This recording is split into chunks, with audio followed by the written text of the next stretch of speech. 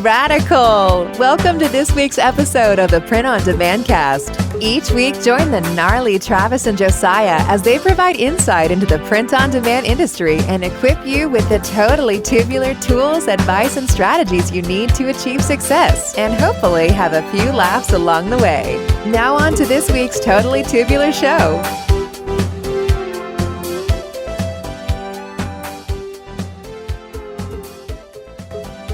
Hey everybody, welcome to the Print on Demand cast. As always, I'm Josiah, joined with my host, Travis Ross. Travis, how's it going, man? Happy Monday as we're recording. How was your weekend? How's your Monday? What's going on? How's the things? Update the people. People want to know. How you doing? Weekend was great. Weekend was normal. Went out to dinner with some friends on Saturday and enjoyed that. My daughter actually, she went on a trip to Seattle. She left like Thursday and came back Saturday night, and it was just her and two other of her girlfriends, and they had a really good time. And so That's awesome. Getting all of the info on her story and all of her stuff. I do have to say, because I know there are at least a few people in the listening audience that care about Arsenal Football Club, and this was quite the weekend for Arsenal. We beat our North London rivals, the Tottenham Hotspurs. Nice. What a name. Oh, they are the worst. We despise them as Arsenal fans. Anyway, we beat them 2-0 and are still first in the league. It's an amazing season. We're having a great time, almost halfway through the season. So anything can happen, but we're gonna enjoy it. While we can. We're getting ready to go to ISS this weekend. Yes, Thursday. We leave Thursday. Got barring these, any we weather. printed these little mic flags. This is a mic flag, so we'll have like a microphone in here, and we're going to use this on the floor. What you'll find out if you come to ISS is that we're going to ask if you have a dad joke, because we want to know. So we'll be capturing content, doing interviews, have the mic flags.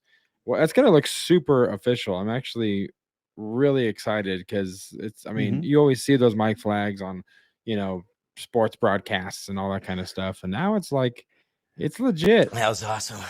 Printed on our very own UV machines. Yeah, UV printed ourselves. I mean, it's awesome. Great advertisement as well. Like, how'd you do that? We make them. So like we can print on those. So hit us up. Let us know. We'll teach you. We'll teach you how it works. That's right. That's awesome. Well, we got a great episode coming up. An interview. Finally. I say finally. It seems like it's been a minute, but I know we enjoy interviews because we get to learn and talk to cool people, interesting people. The listeners enjoy interviews because they don't have to listen to us anymore. It's done. And so, we have a great interview for you guys today for this week's main event with a guy that reached out to us, Adam Young, reached out to us on YouTube, said he'd love to chat. We accepted the invitation, and, lots of good stuff coming at you guys, at least 2 golden nugget moments about to drop. And we haven't landed on a bumper for it yet, but it happened. It was spur of the moment, so we're really excited for you guys to hear Adam and what his journey has been. Yeah, really cool guy. Really enjoyed our conversation with him. So let's not let any cats out of the proverbial bags, and let's just jump into it. What do you think? Yeah, let's do it. All right, here we go. This week's main event, our interview with Adam Young. Ladies and gentlemen, the main event.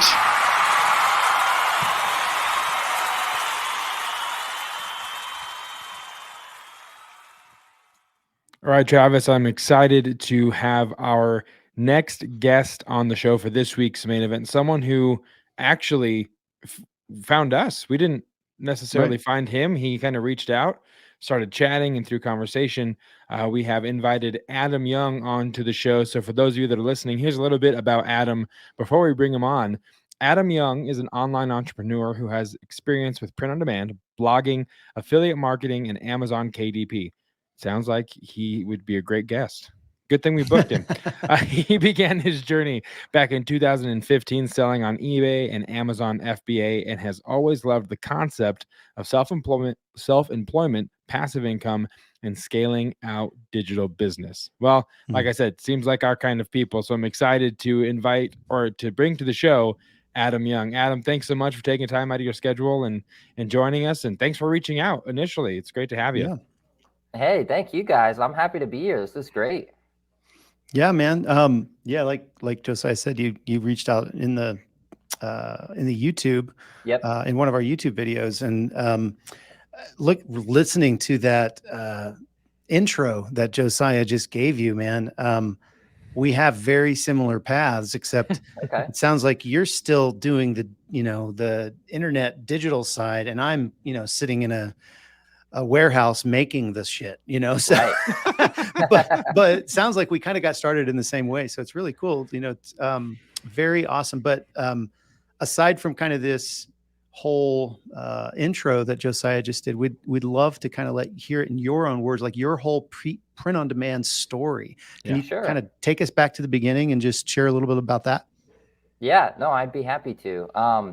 So, I went to college and got a degree and got a normal job, and was working the 9 to 5, like many other folks, and was interested in learning about some ways to make some extra money, creating a side hustle. And I really didn't have any specific direction I was going into, but stumbled onto, I started off literally going to garage sales and buying stuff and then flipping them on eBay, that kind of arbitrage thing. Yeah. And then that Oh, led yeah. to,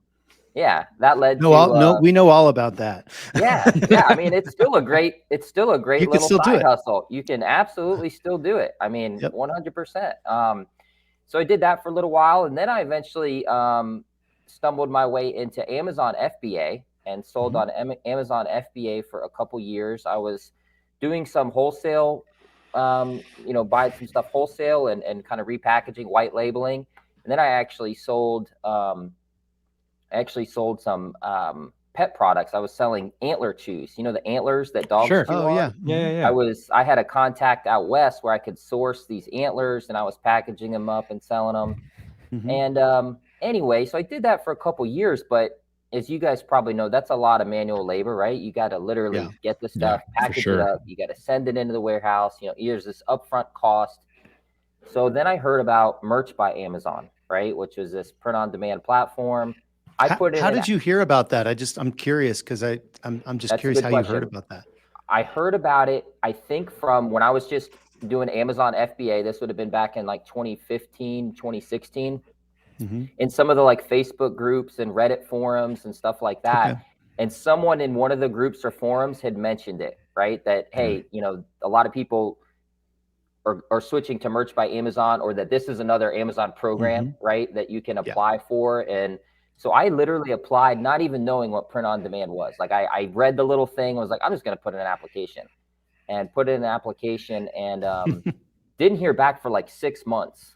And then got an email. It was like, hey, you've been approved. You can open an account. So then I was like, okay, I got to figure this out. Like, how does this work? What does this all mean? How does it work? And and started off in so that was 2017 whenever I applied to MBA, and started off my very first month with Merch by Amazon in January of 2018. Okay. So this January marks my start of my 6th year on Merch by Amazon. And That's since awesome. then I've done some Etsy, I've opened a couple Etsy shops, a Redbubble shop, Amazon KDP, which is it's kind of like print on demand, but with for books. with books. Yeah. And then I got into some blogging and stuff like that. So, I've got shiny object syndrome, right? Where, I got to try this and try this. And, there's pros and cons to that. I definitely, jump around a little bit, but I'm starting to kind of narrow my focus and have figured out what works best for me, and my sort of my strengths and yeah, so I'm all in now. I left my full-time job in late 2020, kind of at the peak of the pandemic. Wow. Yeah. So, a lot of stories you hear where people, the pandemic affects their full-time employment. I was working at a local university, and our enrollment for students was a large population of the student population was foreign students. Okay. Mhm. So Okay. we relied on foreign students Oh, from wow. overseas to come. Yeah. Well, when the pandemic happened, they weren't letting anyone That's come not going in. to happen. Yeah. Yeah. So what happened was enrollment plummeted, and that's the main Yeah. payroll for That's how you get paid. Yeah. you get Yeah. paid, right? Yeah. So when that happened, I mean, they were just making cuts left and right. I was already kind of doing this and thought, man, if I could dedicate my full time. And it was like the universe gave me a sign. So I left on my own terms. I was fortunate, but that was sort of the little hint that I needed. So since Yeah. 2020, I've been doing this full time. Wow. Awesome. That's incredible. You mentioned some of the shops that you have active. So you're currently selling on Merch by Amazon still. Mm-hmm. A couple Etsy shops? One, two Two Redbubble? Etsy shops. Okay. Yep. Two Etsy Wow. shops and one Redbubble shop. What Awesome. differentiates your 2 Etsy shops?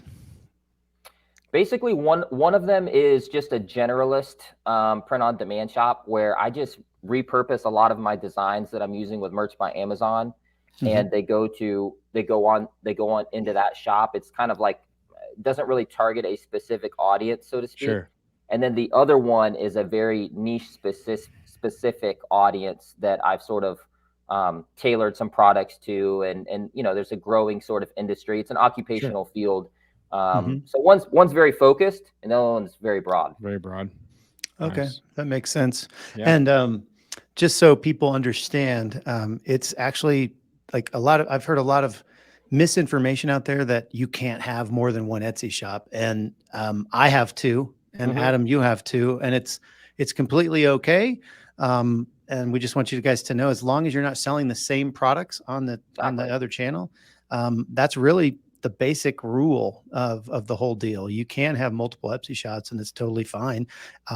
And I love the way you did it. You have more of a general shop, and then you have more of a niche down, specific targeted demographic that you're targeting with Etsy shop number 2. That's exactly. I think a lot of people do that, and or they might even go, okay, on this shop, I only sell this one particular product. It may be more general, but in the niches that I'm attacking, but maybe it's just posters. That's all I do on this, channel or whatever. Or you can go the way you did with, I'm only going to serve cat lovers, and I'm going to do mugs and shirts and hats and whatever.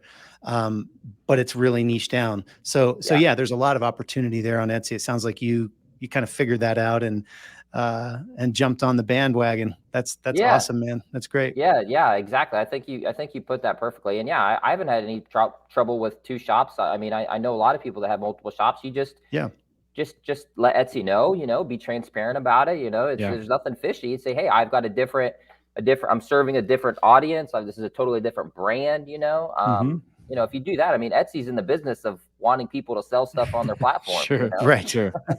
Sure. So out of all the platforms that you're currently on, Adam, would you say is Merch by Amazon your most lucrative, or your bread and butter, your main focus, or how would you kind of split that up if you had to take all the platforms and decide what's your main source of revenue at the moment, which one's doing best? What's that breakdown look like? Yeah, no, that's a great question.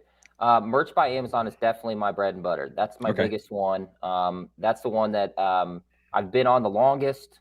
I'm in tier 100,000, so I've been able to sort of upgrade my slots. And anytime you do that, you can put out more designs. I can test more and figure out what's getting sales. And so that's really my bread and butter. And what I primarily put most of my time into. The Etsy shops, I would say, come in second, and then probably right in there somewhere with the Etsy shops would be Amazon KDP. Okay. And then after that, it would be Redbubble would be after that. And then I have a couple blogs. Those aren't necessarily print on demand, but I have a couple of blogs that I'm using to actually promote my print on demand products, if that makes sense, and use them as kind of like target certain print on demand products that match the content that I'm posting on that blog. Yeah. And if you're niche down and you're Etsy store number 2, that makes a lot of sense Yeah, because you can start a blog on the same exact niche exactly. and reference those products a lot, and probably reference some of your Merch by Amazon products as well. Definitely. Yeah, that's a really great strategy, guys. That's a golden nugget, by the way. If you want to do that, that's Should really have like smart. an alarm sound effect or something, or We should. like it's a golden nugget. I don't know. That doesn't make any sense, but it's pay attention. It's a That works. golden. We'll have to work on Yeah. that. You've Wait, given I us got some one. Here we hints. go. That was awesome. There you go. Or here's another one.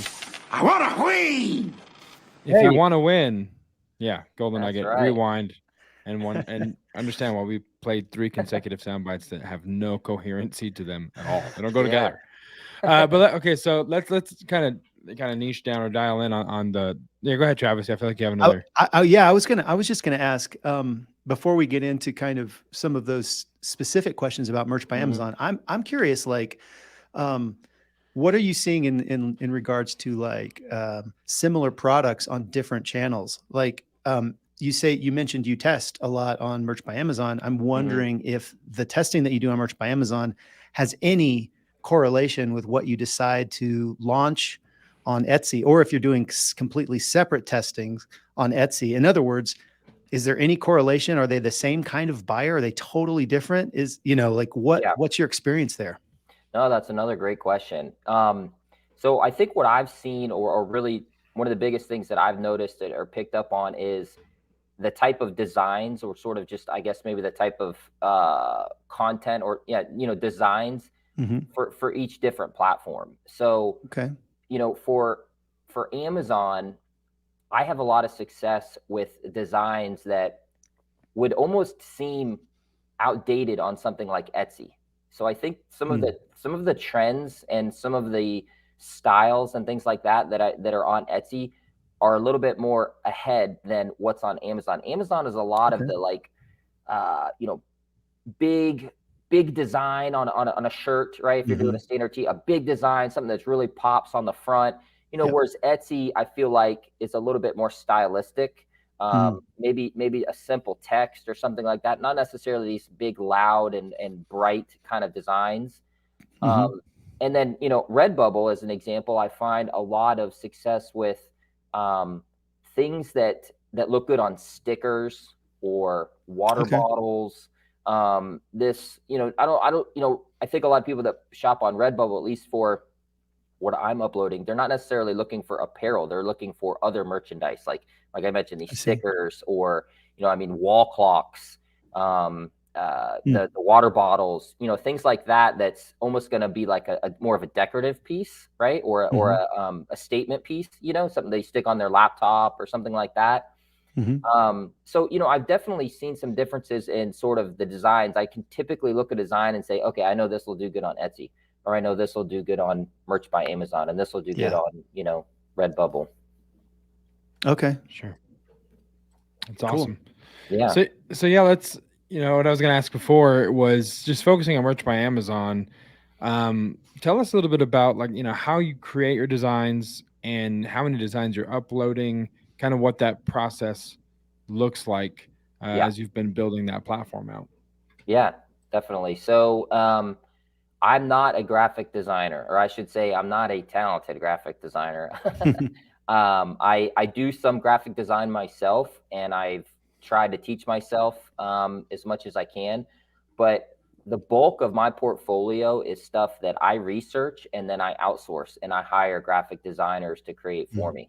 Okay. I have been able to have some success with a small sort of sub niche of designs, and that I do myself, and that's just text-based designs, fonts. Okay. I love fonts, right? Sure. So that's one thing I learned early on. It's like, well, I can't hand illustrate, a dragon doing some cool thing, but I could type on a keyboard, and there's so many different fonts, and these fonts can be really impactful, right? Depending on the design and what you're trying to do. So I do a lot of the simple designs and text-based designs I do myself, but most of the illustrative or graphic design work I'm outsourcing, and I've got at any time between 1 and 2 part-time graphic designers that I work with on Google Docs, and basically I send them batches of graphic design work that's all in a related niche. So when I first started, I would say, I want a St. Patrick's Day design, and then I want a Valentine's design, and then I want a 4th of July design, and then I want a, fishing design. And they were kind of jumping all around, and there really wasn't any cohesion. So I quickly learned that it's better to do this in batches. So now what I'll do is I'll order like 10 or 20 different designs all within the same niche. And then within that niche, I'll test a couple different types of designs, right? Maybe something that's more simplistic, and maybe something that's very, bright and colorful and, strong statement piece. But it'll be the same niche, the same keywords, and then I can get some feedback on what sells and what clicks. What kind of clicks am I getting? What kind of feedback am I getting? Yeah. So, that's pretty much my process. Is I'm outsourcing a lot of my design work. I'm doing all the research, all the keywords and descriptions, and the SEO back-end stuff. I do all the uploading myself, and I just kind of keep this constant churn. And then if I have any products that I think I can repurpose on Etsy or Redbubble or even on Amazon KDP, then I'll put them on Redbubble products, or I'll put them on a KDP notebook or a journal or something like that, and kind of just continue to just, go through that system. Yeah. A couple questions about like the graphic design piece. And I'm curious, for one, are you paying per design or are you paying per hour? And then the second question would be, where do you find these designers? Yeah. So I usually pay per design. Okay. I've experimented a little bit with per hour, and just, I don't really have anything against it. It just hasn't worked for me and kind of my system. These are usually remote, freelancers and graphic designers. And I think per design it's pretty straightforward, right? It's like, you're going to get this much per design, and they know what they're getting, and if I do a good job of explaining what kind of graphic design I want, giving them examples or whatever the case may be, it shouldn't take them more time than, what's agreed upon to make it. So usually do per design. And I mean, I've found designers from all over the place. I've used Fiverr before. I've used Upwork before. I've had some pretty good success on onlinejobs.ph. Are you guys familiar with that? Yeah, for sure.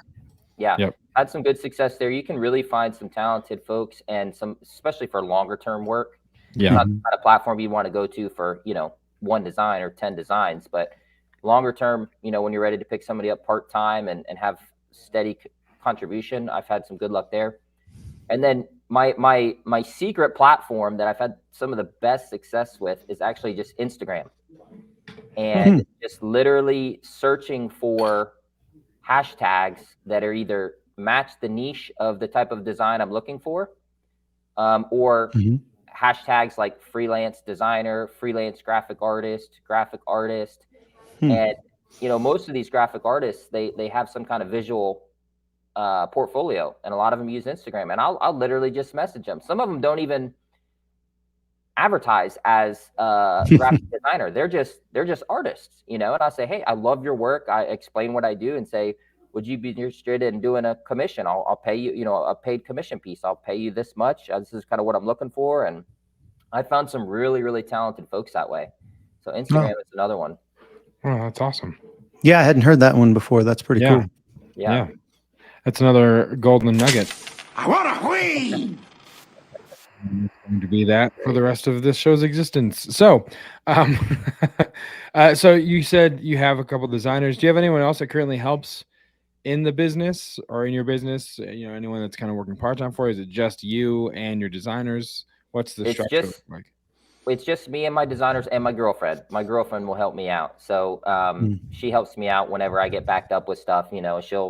She'll jump on and help me do some research, or if I need to put some revisions on some designs or something like that, she helps me out. But I don't use any VAs or anything. So it's pretty much just me and my girlfriend, and then whatever kind of outsourced help that we hire, which is, like I said, usually graphic designers. Wow, that was That's a great answer, but I was completely distracted by Josiah just ghosting us and then coming back in the wrong spot. And Yeah, I saw if everything you, jumping around there. yeah, and you, Adam, you just kept trucking. Hey, I So just good roll job, with it. man. Yeah. Hey, he left again. I don't know what's going on with his thing, but I was curious. You kind of talked about this earlier, but like how does your merch business intersect with your Etsy business? And is it kind of just what you've said, where if something does well on Amazon merch, you may end up putting it on Etsy? Because obviously you have a million slot. Well, you have 100,000 tier 100,000 Yeah. in merch by Amazon, so you can do a lot with that. Etsy, Yeah. it's 20 cents every time you Right. list something, so there's a cost with that. What is your kind of, I guess, criteria for, hey, we're gonna Move we're this to gonna Etsy. put this to Etsy? Yeah. Yeah. So that's a good point. Yeah, it's 20 cents per listing whenever you add on Etsy. And so that can add up. I mean, if you have hundreds or even thousands of different, products in your shop, it definitely adds up. So I do try and be strategic about what I move to the Etsy shops. So on my general shop, which has quite a few designs on it, I only move something over there that either A, was specifically designed for Etsy because it's, like I was saying, that sort of style that I think that typically does well on Etsy, or B, if it's already had success on Merch by Amazon. Because if I can prove, okay, somebody out there bought this on Merch by Amazon, right? I've reached some kind of customer. Now it's worth the 20 cents to put it up on Etsy and see if it'll get some sales that way. Okay. And then on my niche specific shop, on that one, it's not quite as big a portfolio of products because it's, like I said, it's very specific. So I don't have as many designs, but what I do there is I'll test a lot of different products. So I'll do apparel, but then I'll also do a lot of the other stuff on there, like phone cases, laptop cases, sticker packs, hoodies and tank tops, and a bunch of different things. And that's typically repurposing designs that are on the shop that have sold. If I sold it on a t-shirt, then I'll go and put it on, if it applies, then I'll go and put it on half a dozen different merchandise types, like those, water bottles and phone cases and stuff. Are you just using Printful, or are you using Printify and Printful, or other suppliers? Right now, I'm just using Printful. Okay. Just using Printful. I want to try Printify. I've heard good things. I just haven't. That's just one of my many to-do lists. I want to try and put in some Printify stuff and kind of test the waters with them as well. Okay, yeah, that's cool. Let's see what else we got here. Josiah's back. Can you hear me? Am I back? You are back. Yep. Oh my God, that was awful. That's terrible. I don't know what happened. All of a sudden, it was just like your camera's done. Anyway, so yeah, did you guys touch on Amazon ads yet? That was a question. No, that was the next one. Go for it. Yeah. So, you mentioned in the bio, you kind of sent kind of the form that we sent you to fill out, which is the sum total of our vetting process, that you filled out for us. That you have had some success with Amazon ads. So that might be something that those listening may not have that much experience with, but could maybe definitely benefit from. So do you have any tips you could share concerning Amazon ads and your experience and the successes you've had with that? Yeah, definitely. So I've been doing Amazon ads. I actually ran Amazon ads even back when I was doing FBA. So I've been on there for a couple of years now, and the platform changes and the features and things like that. But in generally, it's mostly the same. And I think Amazon ads they're a great way to drive traffic to your listings or to promote a product. They really are, and they can be very powerful, but they can be extremely expensive, and they can get away from you quick if you don't have sort of a strategy and a game plan. So my advice, if you're new to Amazon ads or if you're interested in starting Amazon ads, is don't be afraid to start off very slow or small with your budgets. So you can typically set a daily budget on an ad campaign. So for example, if I wanted to promote, say, a small group of Valentine's Day shirts for Valentine's Day coming up next month, I want to set a daily budget of no more than $5 per day. And that tells the ad system you're not going to allow more than $5 to be spent per day on that. And I think you can go as low as like $1 or $2 per day. Yeah. I mean, so go as whatever is your comfort level with, but start small. And then your bids, which is, how much you're going to actually bid for a click based on, the type of campaign you're doing, go small with those as well. Always start low and incrementally, increase your bids until you start to see some traction. And, that's my main advice is just if you throw it up and you go, I'm going to do, I could do $20 a day and I'm going to bid, 75 cents a click. You're going to blow through some money so quick before you have a long enough data field to really analyze and determine what's working and what's not. And so I think, starting off those slow or low bids and low daily budget, and you want to let these bids run. The longer a campaign runs, the more data you're going to get. And that is really important to figure out, well, which products are getting clicks and which of those clicks are converting to a sale. And so you really got to run these things for like a couple weeks to really start to some good traction and get some good data from them. Yeah. I'm assuming you're starting out with automatic as opposed to manual campaigns. I mostly start with automatic campaigns. Yeah, I mostly do like an automatic campaign for, like I said, for like, those batches that I mentioned that I designed for. I'll run an automatic lottery campaign for that exact batch. And then if any successes, I'll run those over to a manual campaign. But sometimes I'll go straight to manual. Like if I'm trying to really push or promote a product, like this past Christmas, I had some Christmas related designs. I was pretty well knew what the main group of keywords were, and I just went straight to manual on those and did a manual campaign with some pretty aggressive bids because I wanted to get that up in the rankings prior to Christmas.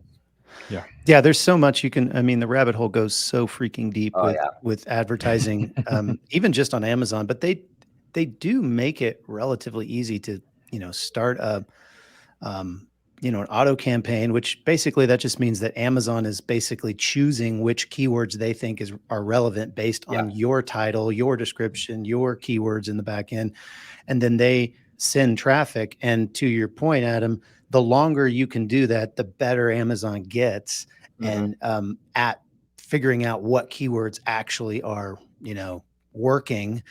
And then you can also download all that data and you can see what keywords are working. And to your point, then you can take those keywords or a certain subset of those, put it into a manual campaign, add a couple other things that you think, and in your manual campaign, you can do broad match, you can do phrase match, you can do exact match.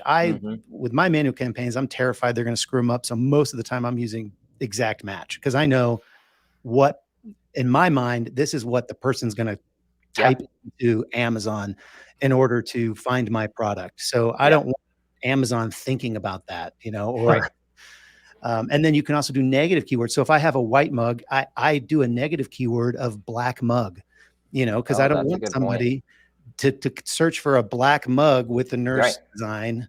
Because to your point, if you didn't do that, Amazon will show that. Their system will show it. Someone will inevitably click it, and then you just got charged, but you're not going to get a sale. So that's a great point. And so you can use the negative to kind of even make those manual campaigns even more granular and more directed towards your targeted customer. So like I say, the freaking rabbit hole goes deep. So it does. You guys could probably do an entire, podcast series just on Amazon ads. No one would listen because it's boring. It's a very dense subject. It's not very this attractive. spreadsheet and cross-reference it with this other spreadsheet, and then carry the one. Definitely. That's awesome. I was going to ask you though, in regards to, so when I first started Merch by Amazon, they didn't allow you to use sponsored ads on merch. It only came later. And then even then, at one point it was like a portal that you had to have. It was different than like the old FBA kind of sponsored ads that you see on Seller Central. And so I'm curious, is there a similarity now? Have they kind of merged them all into one, the one sponsored products kind of app, and you can run ads to your Merch by Amazon things and your Amazon Seller Central things, or are they still separate? That's a good question. I'm not 100% sure on that because Okay. when I was approved for Amazon ads, it's what you were just mentioning, where it was like the old portal system, I guess. Yep. And Okay. so I got like approved for that, but it wasn't directly linked to my Amazon Seller merch. Central. Yeah. Oh, to your merch. Okay. It wasn't directly linked to my Amazon merch. Whereas now I've from just talking to some of other folks I know that do merch that are fairly new, they actually in their Merch by Amazon platform, once they reach a certain amount of sales or tier, it will say you're now eligible for sponsored ads, and you can Gotcha. click within the platform and apply. But I still go to like the old, I can't remember exactly what it's called. I know what you're talking about. I can't think about it either, but I know it's a separate login. It's a separate thing. Exactly. Yeah. That's how mine is. It's still a separate login and everything. And I think that they've just grandfathered those accounts in, or something. Yeah, okay. But now I do know that if you apply for the Merch by Amazon program, you're not eligible for ads right away. But then once eventually you hit this metric, bam, you can apply. And then it's like integrated right in your dashboard. Nice. Okay. Interesting. Yeah. All right. Well, Josiah, you want to take the next one? Yeah, for sure. So what does a day in the life look like for you? What's your current flow? You said you're doing this full time. So just walk us through the typical day in Adam Young's life, POD workflow. How does that look like? Yeah. I was trying to think of something funny to say because I feel like, and maybe you guys can relate to this where you're just like, you're juggling a million different things and you're checking your email, or maybe like 2 or 3 different, I've got 2 or 3 different email accounts up on my browser right now. And, I've got half a dozen different, notes written on 3 different notepads of things I need to do. And, your brain's constantly racing. I mean, sticky notes everywhere. Yeah. Sticky notes. And, that's, that's the funny version. But, I think a typical day for me is trying to start off the day prioritizing what I need to get done or what I need to do. And that usually revolves around those core sort of businesses or side hustles that we talked about. So, merch is usually my first thing that I'll go in and I'll check my my sales dashboard for the day prior to see what I ended the day at. I'll check my ad spend and see if I need to make any tweaks to my ad spend, my ad campaigns. And then I'll go into my email and check in with my designer and our workflow there to see, does he have any new designs for me to review? Do I need to give him some more, content to create? And usually get that kind of, put away for a few minutes, and then I'll jump to Amazon KDP or to Etsy or to Redbubble, or my blogs, something along those lines, and sort of jump around between those different systems. And, honestly, that's one thing that I really, in 2023 said I need to get a better structure and a better system, right, on organization and priorities and things like that. But, I'm probably a lot like a lot of other people that maybe started off in this wanting to just make a few extra bucks, and then kind of saw the potential, and you kind of get this growing monster. And then now you're like, man, I gotta, this is a business. This is something I gotta really get my hands around, treat it like a business. And, it has its ups and downs and challenges like anything else. But, I'm on the computer for, I don't know, 8, 10, 12 hours a day sometimes. That's one of the reasons I wanted to reach out to you guys, because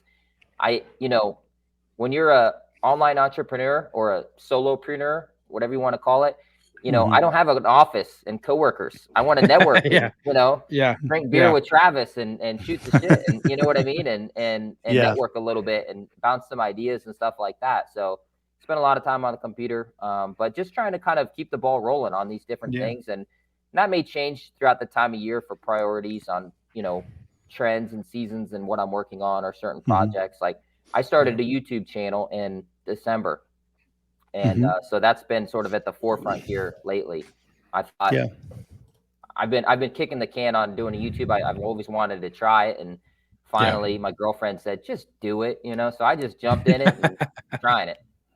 That's awesome. What's the overall plan with the YouTube channel? Like, you know, if you think about what you would want it to have or the content you want to put on there, what does that look like? Yeah. So I would really like it to be a channel that would almost speak to me 5 years ago. That's kind of my vision when I That's started it, awesome. right? Yeah. So I know how it is when you're like, you know, you need to make a couple extra bucks and you feel like, man, I know there's potential out there or business opportunity, but where do I get started and how do I get Yeah. started? And so my channel, you know, right now, most of the content I'm putting on there is about print on demand because that's my bread and butter. That's what I have the most experience with. And I'm trying to kind of start with that narrow focus.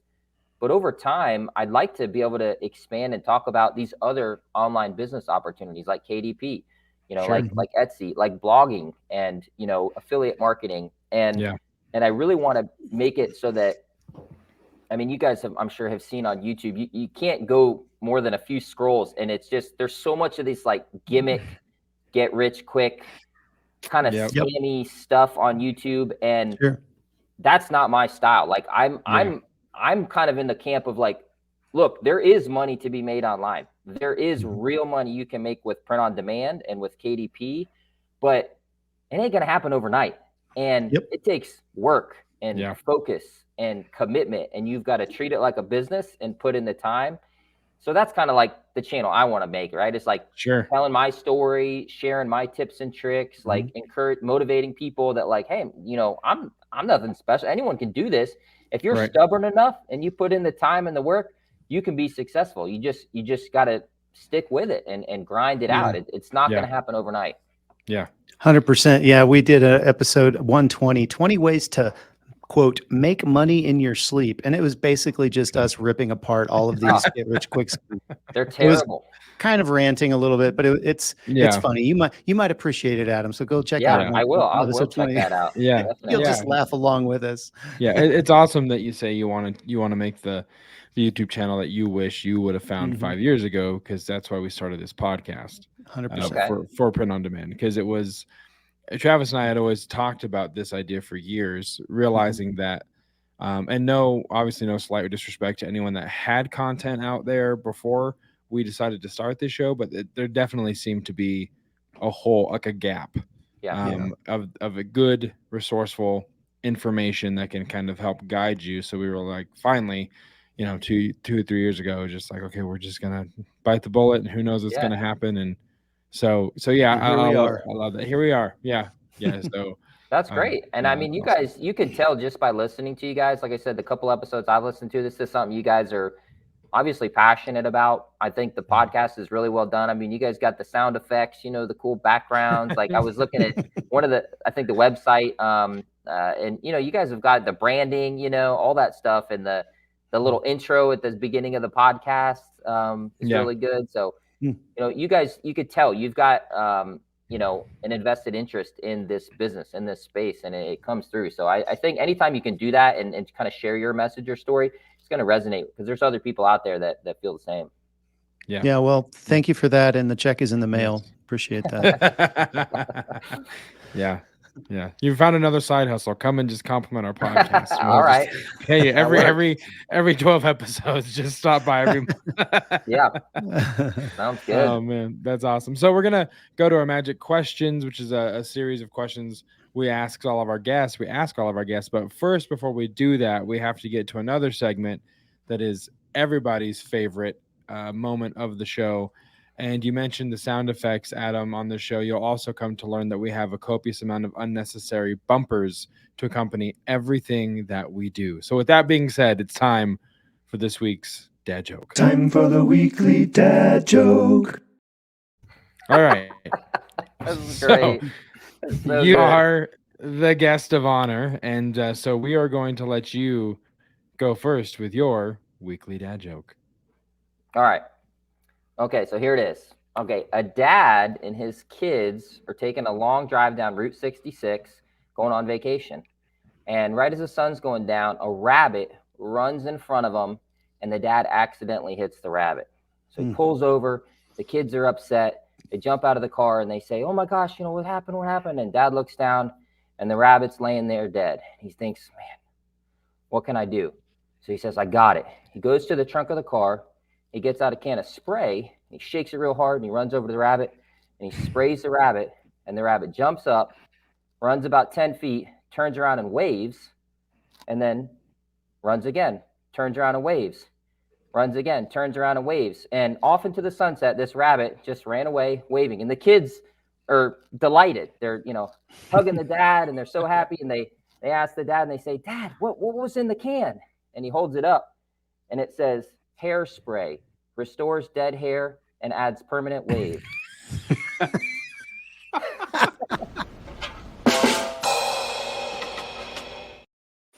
Oh That was man. good. That was a good setup. I mean, that was like Yeah. And no rabbits were harmed in the making of that joke. No rabbits were harmed. But I'll tell you what, that's hilarious. that almost takes. I mean, if we had an award for guest dad joke, that was all right. That was awesome. Yeah, that For was. sure. I'll take it. it. Was great. All right, Travis, you brought this week's our I dad got joke you. this week, so I'll let got you. you. I'll let you. Yeah, you do it. So actually today I learned, so I grew up playing video games and loved Mortal Kombat among others. And I learned that the game Mortal Kombat is actually based on an old Nordic children's song, which I thought was very interesting. It's a Finnish hymn.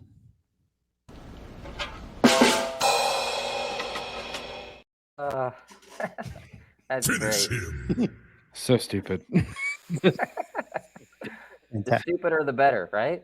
Yes, yeah, exactly. That's great. Okay, so we will move on to this week's magic questions. And before we started pressing record, we learned that you're close to Orlando, which is close to Disney World, which means, if so facto, if that's even how that phrase is said, that you will love this next bumper for the magic questions.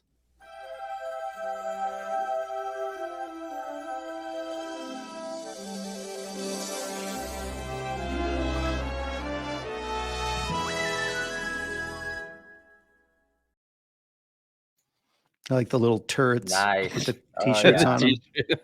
Yeah. Very Yes. good. All right, Travis, you ask the first here out of this list. All right.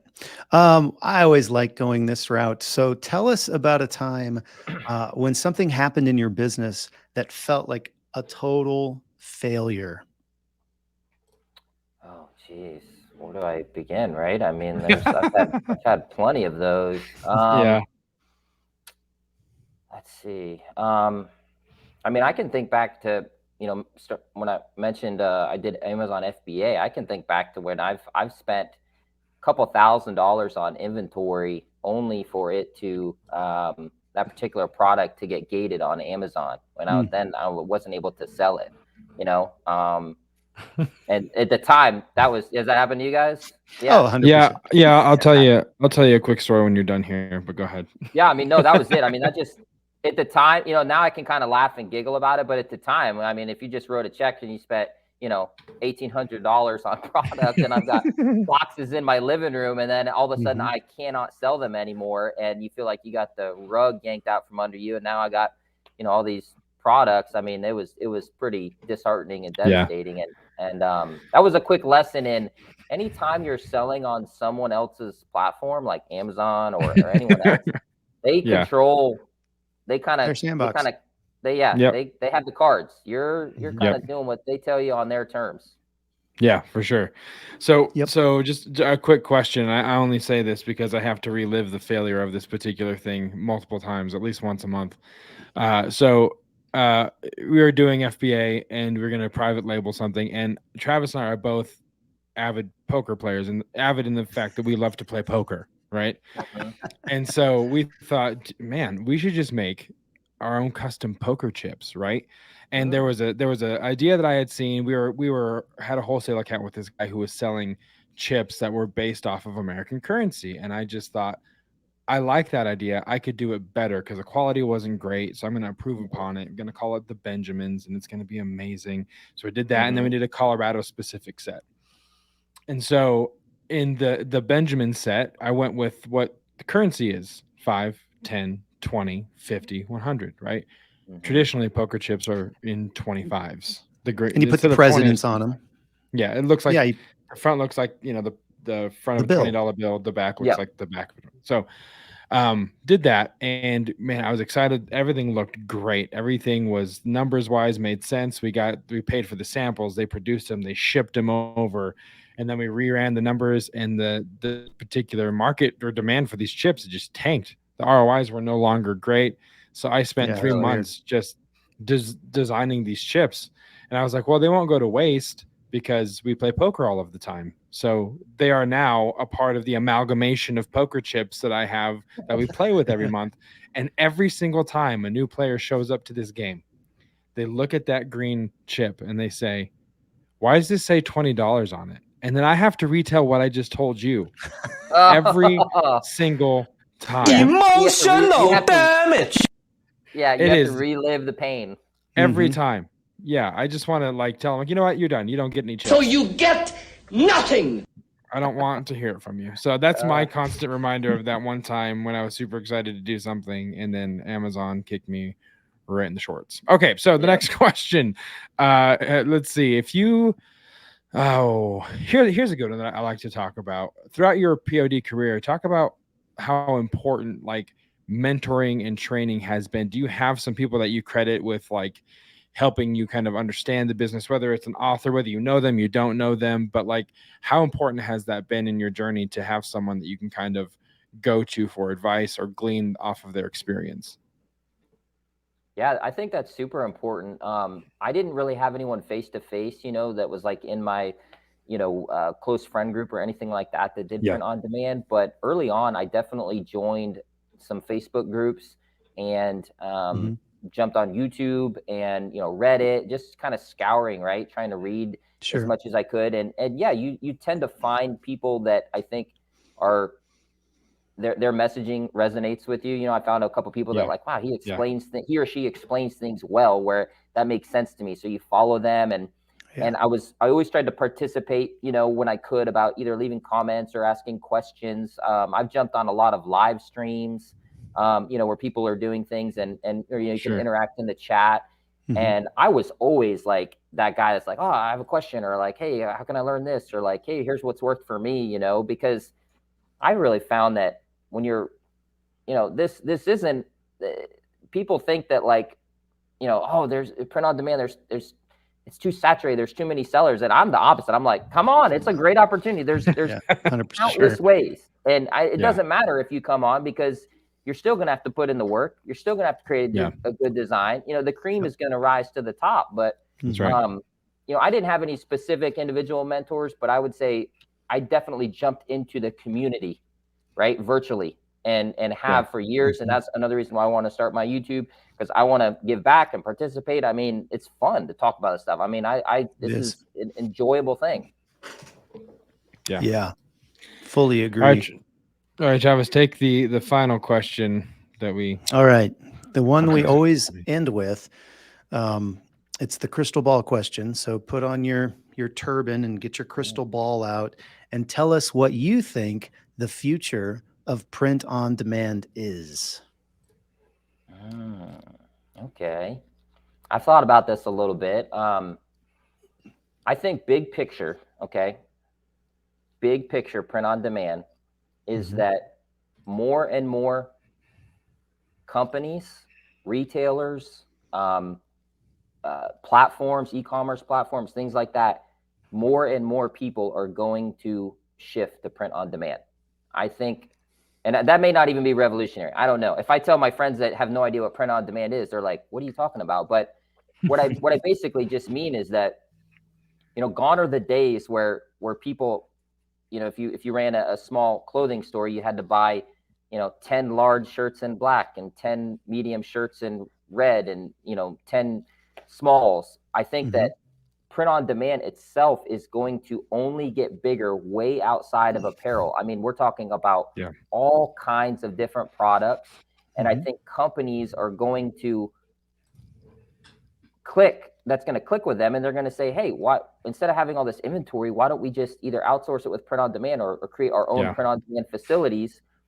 Then we don't have this storage issue and this inventory issue. We're only doing the work when the money comes in. I mean, just the business model and concept of it, I think we've only begun to scratch the surface, right? And I think in another Yeah. 5 or 10 years, there's going to be print on demand stuff that like we would have never dreamed of, right? That they're going to be pumping out.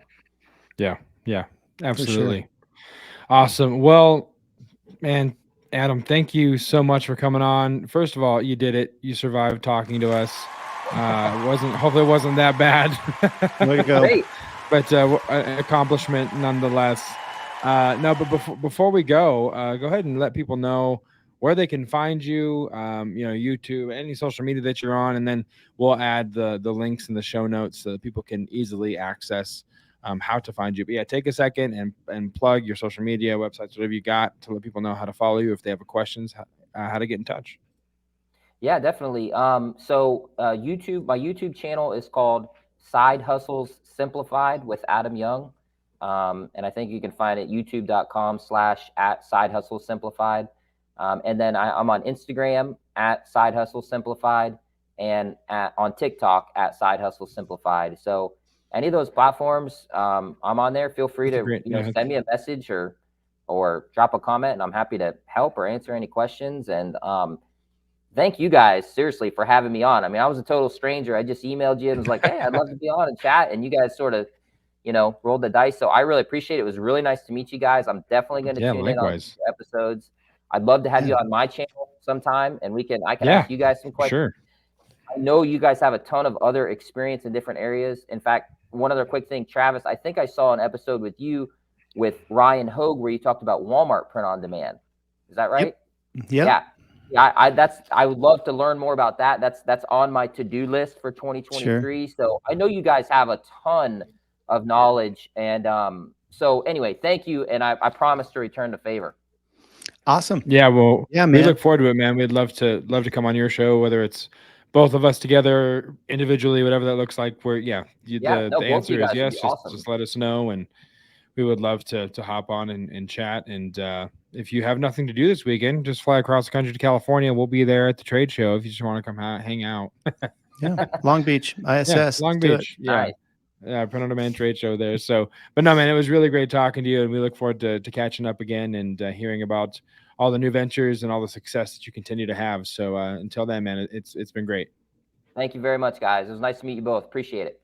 Likewise. All right. We want to thank Adam again for taking time out of his schedule to chat with us and talk all things POD, his journey, some of those golden nuggets, which I think, Travis, I have a better idea. I think the next time someone drops a golden nugget, we have them repeat it, and then we play this.